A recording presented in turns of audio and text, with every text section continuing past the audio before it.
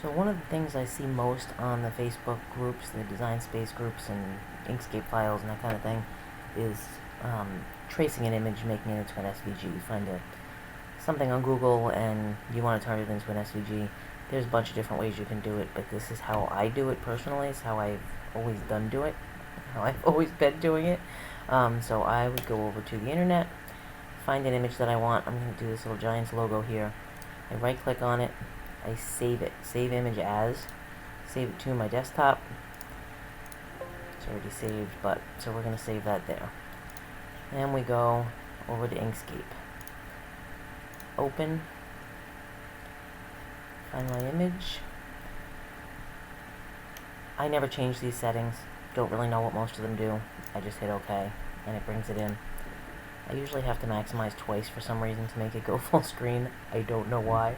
But so there's my Giants image. I'm going to zoom out a little, control and scroll with your mouse wheel, and you'll zoom out a little bit.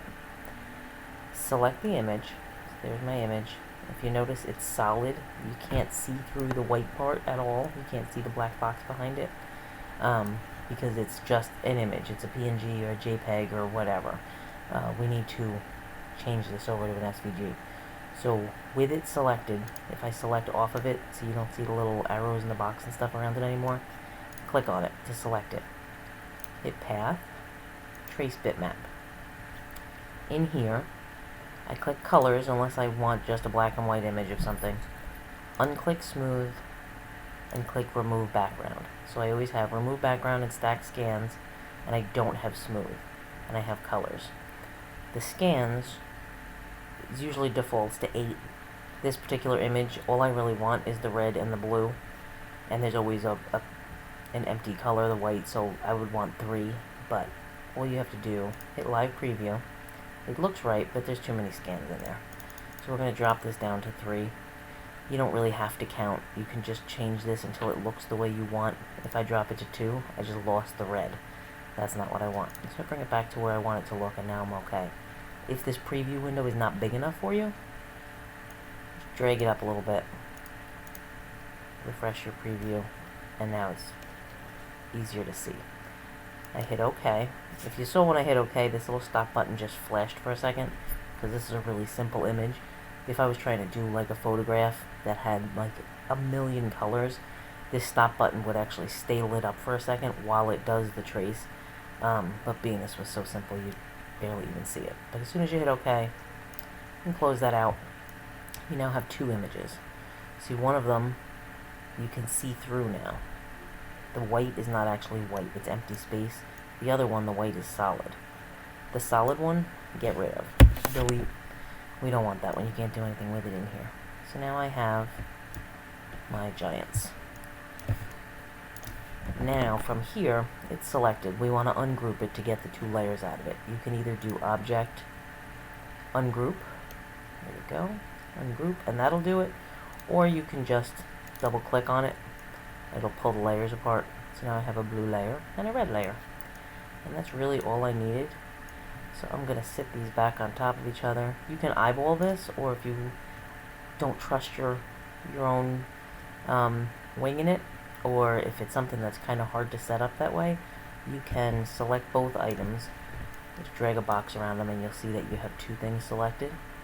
Go to Object, Align and Distribute, and you can center things this way.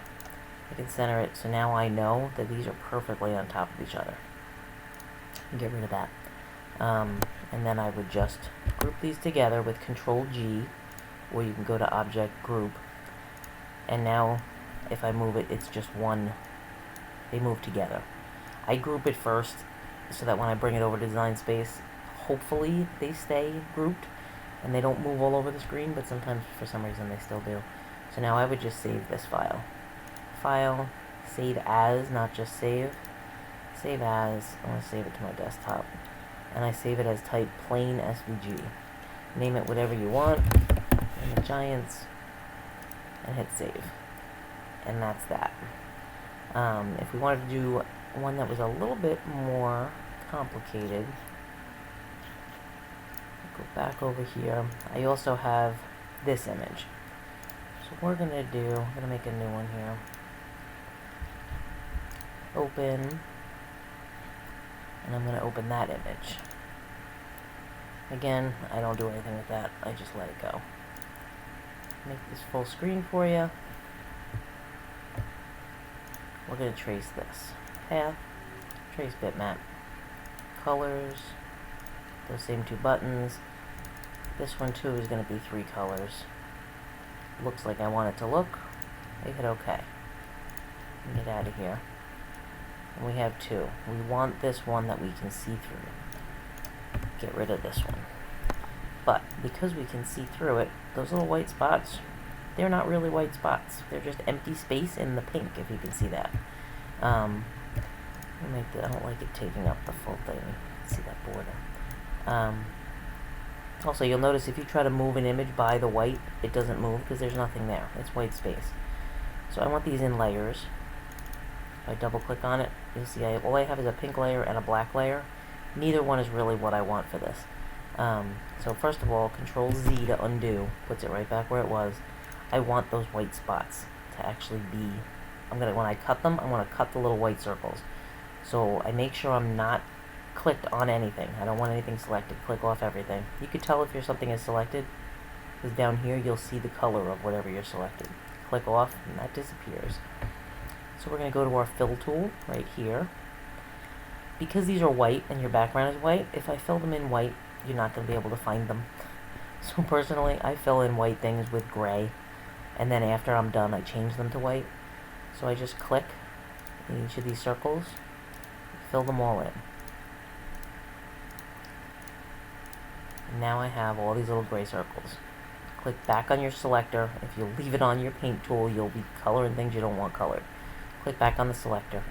If I hold shift, hold it, and keep clicking on all the items, you'll see them all getting selected. You can move them around together, doesn't matter. But while they're selected, you want to attach these all together so that they become one object. You can attach or you can union, but Control K will attach them. Or you can go to Path, Union, or Combine is actually Control K. I always call it attach because that's what it is in Design Space. But I combine them with Control K.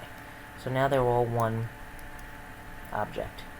If I go to my node editor, they're all one. I can't just pull them apart. Not that easily anyway. So now we're going to just kind of put that aside for the minute. Now, we have this pretty pink bow. When you cut this out of vinyl, if you leave it the way it is, you're going to then have to go in and put these little gray spots, well, they'll be white, but put them in, and you have to line them up perfect, or you're going to see little white edges around them. I don't like that. I want this to be layered. If you like it that way, you can just leave this exactly as it is. I'm going to turn this pink, let me get this black out of here for a moment. I'm going to turn this pink into one solid pink piece. With it selected, go to Path, Break Apart.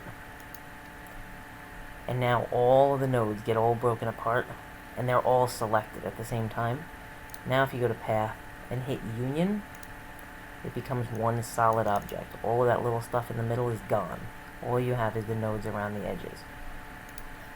So now I have my pink part. The black one, I actually would leave as is. Personally, this is how I would layer it. You can do it all different ways, but I would lay down this pink piece first, and then I would take my black piece. It'll cut just like this. And I would lay that on top of the pink piece, and then I would take all my spots, and I would lay that on top of that. So all I'm going to do now is put that on top of it, and turn them white. And now we have 3 layers. We have a black one, a pink one, and a white one, and it looks exactly like I want it to look. I draw a big giant square around all of it. You can see that you have all the layers highlighted, and now we Control G to group it.